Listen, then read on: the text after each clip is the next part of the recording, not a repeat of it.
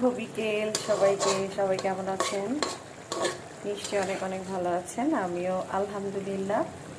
আপনাদের দোয়া, শুভকামনা এবং ভালোবাসা নিয়ে আল্লাহ তাআলার অশেষ রহমতে আমিও ভালো আছি।